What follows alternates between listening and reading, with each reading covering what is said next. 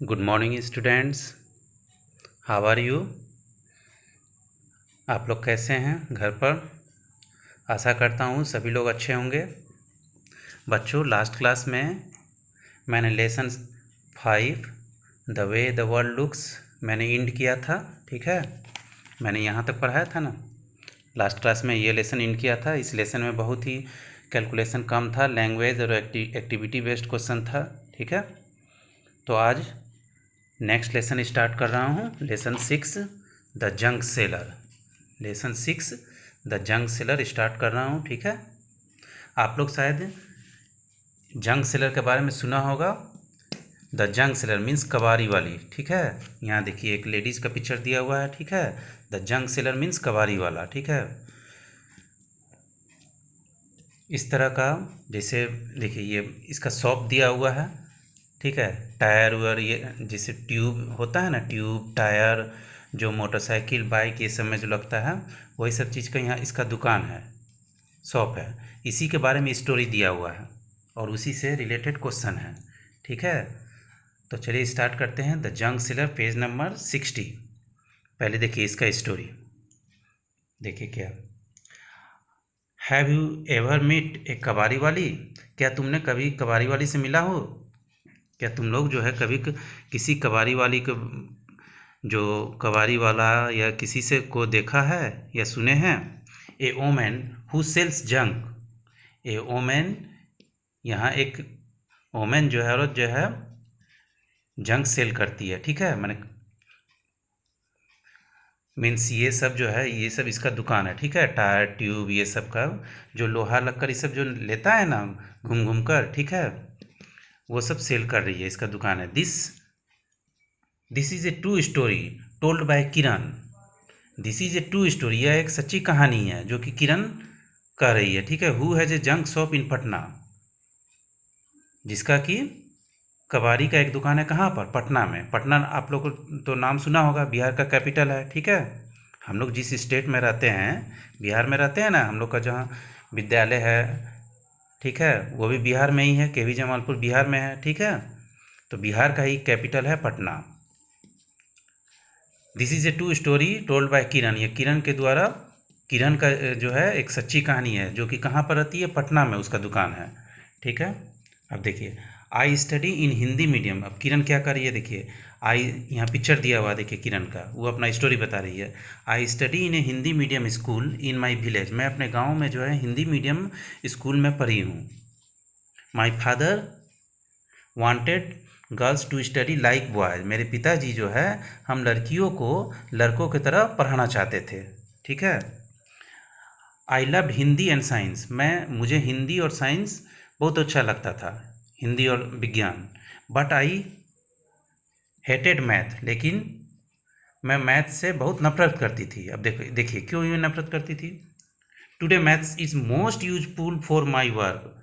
जब वह स्कूल में पढ़ती थी तो उसको हिंदी और विज्ञान बहुत इजी लगता था, लेकिन मैथ बहुत ही डिफिकल्ट लगता था। लेकिन आज जो है उसके लिए मैथ जो है बहुत ही उपयोगी है। ठीक है, बहुत ही यूजफुल है। I could never imaging this in school. I could never imaging this school, जैसा कि मैं स्कूल में ये इमेजिंग नहीं कर सकती हूँ कि अभी मैथ का इतना यूज हो रहा है। मैं तो ये सोच भी नहीं सकती थी उस समय। ठीक है, अब देखिए इसी से रिलेटेड क्वेश्चन है। ये क्वेश्चन जो है आप लोग अपने से भी दे सकते हैं। What about you? तुम क्या सोचते हो? Do you also find math difficult? क्या तुम्हें मैथ डिफिकल्ट लगता है? अगर आप लोग को मैथ डिफिकल्ट लगता है तो यस कीजिए, नो की यस कीजिएगा। अगर नहीं तो नो भी कर सकते हैं। ठीक है, तो ये आप अपने से भी आंसर दे सकते हैं। What is the most difficult thing in your math book? आप लोग को मैथ बुक में क्या डिफिकल्ट लगता है? सबसे ज़्यादा क्या डिफिकल्ट लगता है? देखिए, किसी को डिवाइड डिफिकल्ट लगता है, किसी को मल्टीप्लिकेशन, किसी को एडिशन, किसी को सब्ट्रैक्शन, या किसी को मान लीजिए कोई चैप्टर में कोई प्रॉब्लम डिफिकल्ट लगता है, तो इसमें से कुछ भी लिख सकते हैं। ठीक है, सपोज मान लीजिए डिवीजन लिख दिए, डिवाइड, या कोई लिख देगा मल्टीप्लिकेशन। ठीक है, तो कोई भी आंसर दे सकते हैं। नाउ द नेक्स्ट क्वेश्चन देखिए, what do you think is the easiest lesson?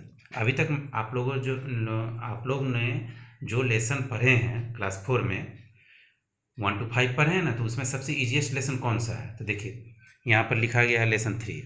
किसी को लेसन 3 इजी लगा, किसी को लेसन 1 इजी लगा, किसी को लेसन 2 इजी लगा, ठीक है, तो कुछ भी लिख सकते हैं। तो इन तीनों का आंसर आप लोग अपने से भी दे सकते हैं। क्या आप लोग को मैथ डिफिकल्ट लगता है? यस नो दोनों में कोई एक आंसर। मैथ बुक में क्या डिफिकल्ट लगा वो लिख सकते हैं, कौन सा इजी लगा तो वो लिख सकते हैं, कौन लेसन, ठीक है। आगे देखिए, व्हेन आई वॉज यंग, जब मैं यंग थी, my father died in an accident, मेरे पिताजी का एक एक्सीडेंट में, एक दुर्घटना में डेथ हो गया, ठीक है, डेथ कर गए। So my mother work as a servant in some houses, इसलिए मुझे, मेरी माँ को जो है दूसरों के घर में काम करना पड़ा, ठीक है, नौकर के रूप में, सर्वेंट मीन्स नौकर, नौकर के रूप में काम करना पड़ा। We had a difficult time, उस समय हम लोग का बहुत ही डिफ़िकल्ट टाइम था, बहुत ही सिचुएशन ख़राब था, ठीक है, बहुत ही कठिनाई से हम लोग का उस समय जीवन चल रहा था।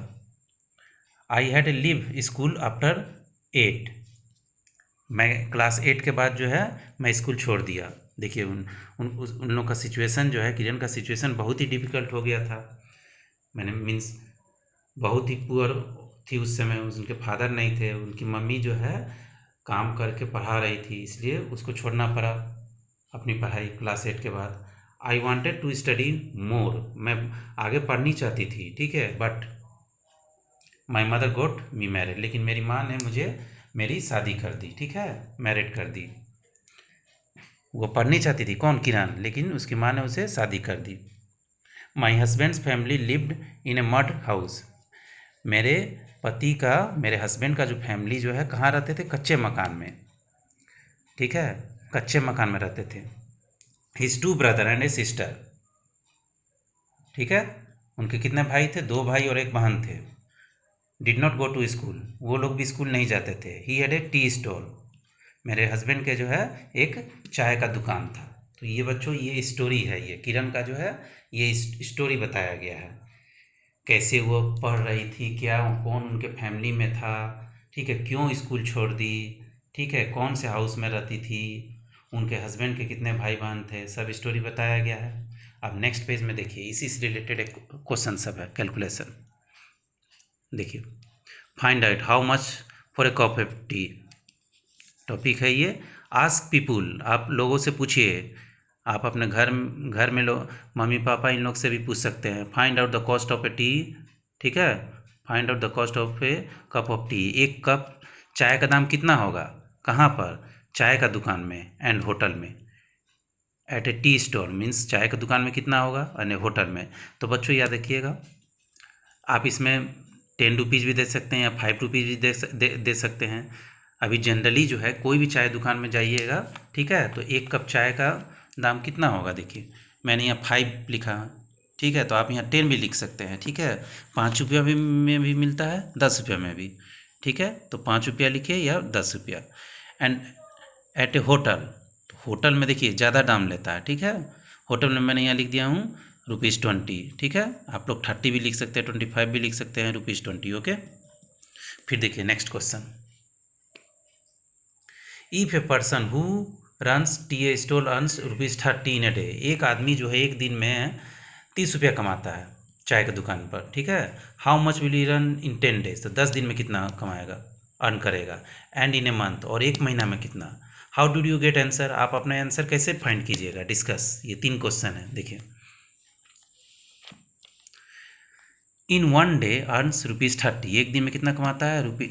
30 रुपया, इन 10 डेज, देखिए एक दिन में 30 रुपया कमाता है, तो 10 दिन में मल्टीप्लिकेशन होगा, ₹30 इंटू 10 इजिकल टू 300, मल्टीप्लाई करने पर कितना आया देखिए 300 हुआ, ठीक है, तो फर्स्ट का आंसर 300। इन ए मंथ, अब देखिए यहाँ एक मंथ में कितना अर्न करेगा, ठीक है, तो यहाँ पहले आपको फाइंड करना होगा कि एक महीना में कितने दिन होते हैं। तो जनरली देखिए एक मंथ में 31 डेज भी होता है, 30 डेज भी होता है, 28 भी होता है, ठीक है, तो मैंने यहाँ अबाउट करके लिया हूँ। In a month number of days is equal to 30, bracket में देखिए अबाउट लिखा हूँ, 31 भी लिख सकते हैं या 30 भी लिख सकते हैं, ओके, इसलिए मैंने अबाउट लिख दिया हूँ लगभग। जैसे इसका निकाले थे ना कि 10 दिन में कितना अर्न करेगा, 10 से मल्टीप्लाई, उसी तरह 30 डेज में कितना अर्न करेगा।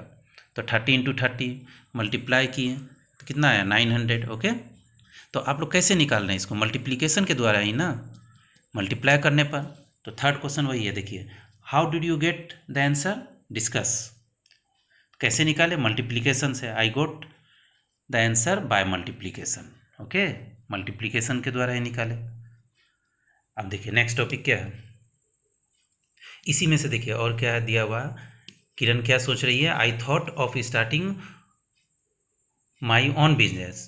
किरण सोच रही है कि मैं अपना बिजनेस शुरू करूंगी, ठीक है। I thought I should open a bangle shop और ए टेलर शॉप। वो क्या सोच रही है कि मैं एक चूड़ी की दुकान नहीं तो एक दर्जी का दुकान करूंगी। बेंगल शॉप मीन्स चूड़ी का दुकान, टेलर मीन्स दर्जी।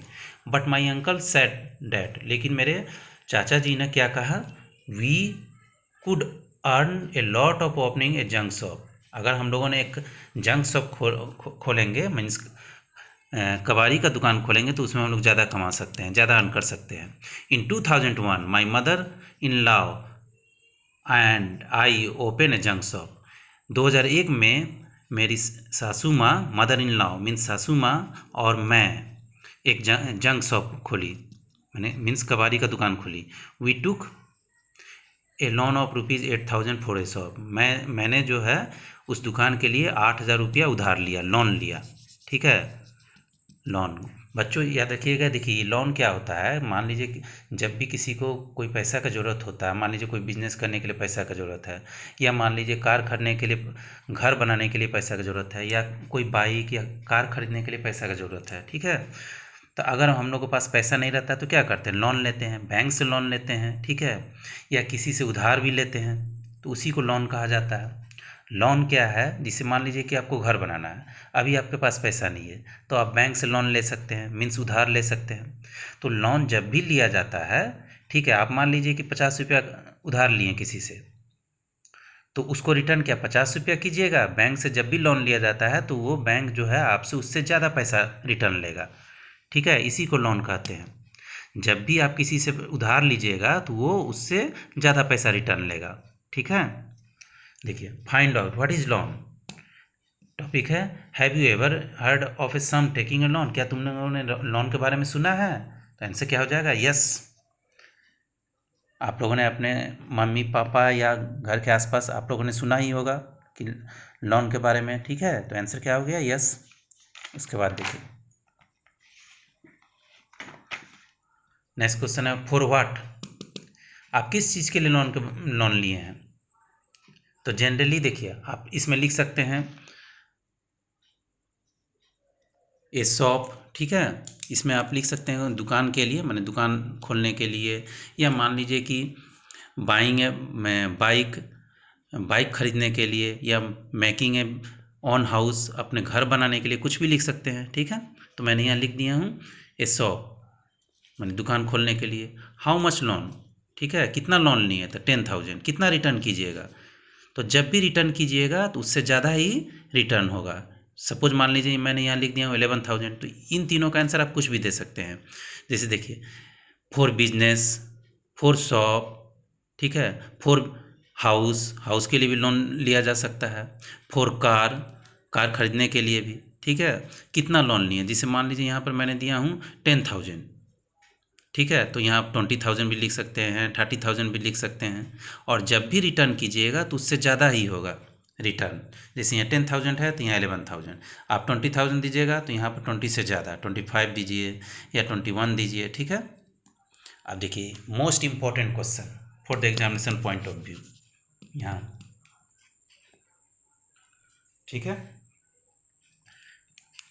देखिए यहाँ पर क्या दिया हुआ है, Hariya and Babu want to buy handcraft for ₹300। Handcraft means हाथ ठेला, मीन्स ठेला गाड़ी जो होता है ना, जो हाथ से जो खींचा जाता है, उसी को कहा जाता है हैंडक्राफ्ट, हैंड कार्ट, ठीक है, जो हाथ से खींचा जाता है, ठीक है।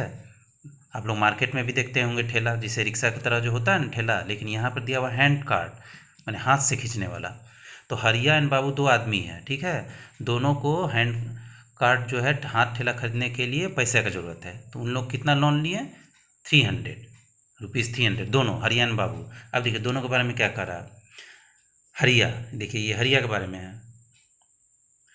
I have taken a loan of ₹300 for a bank. Bank से 300 रुपया लोन लिया फॉर 6 मंथ, 6 मंथ के लिए। I will be back every month, I will pay ₹51 every month to the bank. मैं बैंक को जो है एवरी मंथ कितना रुपया पे करता हूँ, ₹51। कितना दिन तक, देखिए 6 मंथ तक, ठीक है।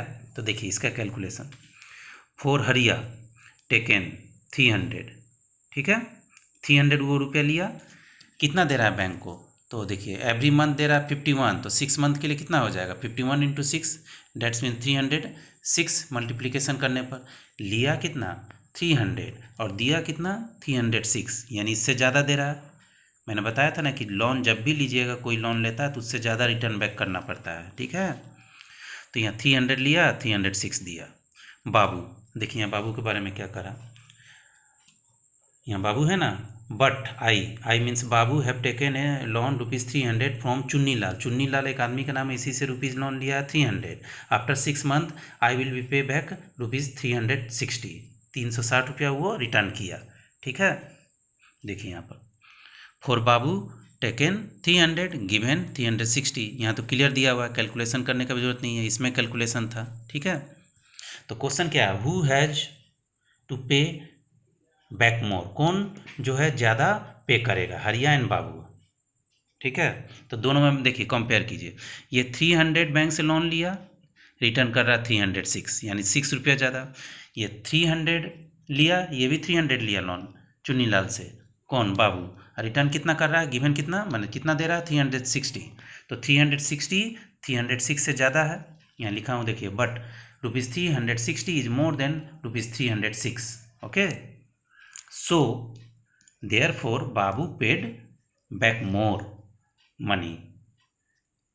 हरिया रिटर्न कर रहा है 306 रुपया, बाबू पेड कर रहा है 360 रुपया, तो 360 ज़्यादा है ना इससे, इसलिए बाबू जो है ज़्यादा पे कर रहा है, रिटर्न बैक कर रहा है, ठीक है।